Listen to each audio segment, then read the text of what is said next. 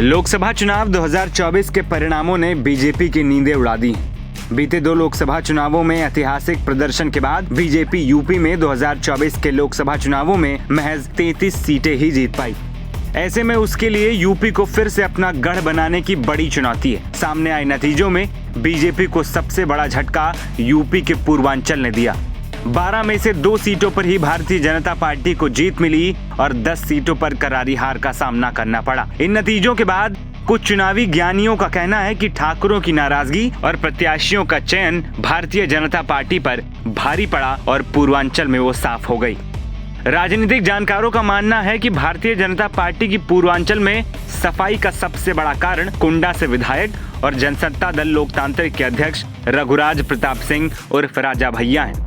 कहा जाता है कि राजा भैया जैसा चाहते हैं बिल्कुल वैसा ही होता है। जिस पार्टी के साथ राजा खड़े हो जाते हैं उस पार्टी की जीत निश्चित हो जाती है। इन सब के बीच भारतीय जनता पार्टी के सबसे बड़ी चुनौती 2027 के विधानसभा चुनाव होने वाले हैं।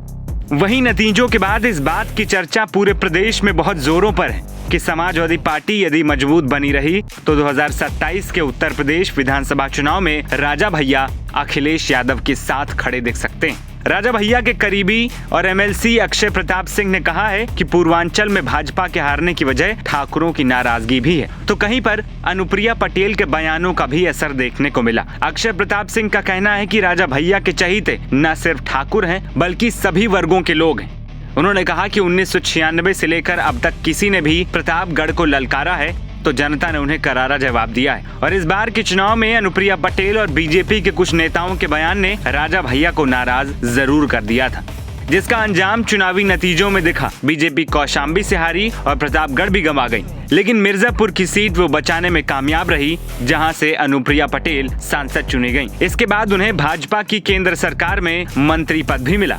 कुल मिलाकर लोकसभा चुनाव 2024 में राजा भैया के रुख को देखने के बाद ये अंदाजा लगाया जा रहा है कि 2027 में वो अखिलेश यादव के साथ आएंगे, और अगर अखिलेश यादव और राजा भैया साथ आ जाते हैं तो भारतीय जनता पार्टी इसको कैसे रोक पाएगी ये तो समय ही बताएगा। हालांकि इस पर फिलहाल पार्टी कुछ भी बोलने को तैयार नहीं है, लेकिन राजनीतिक जानकार ये कयास लगा रहे हैं कि अगर सपा चुनाव तक और मजबूती से उभरती है तो शायद दोनों में बात बन जाएगी।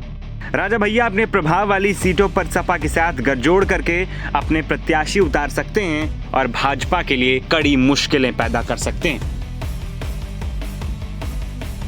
एनबीटी ऑनलाइन की रिपोर्ट।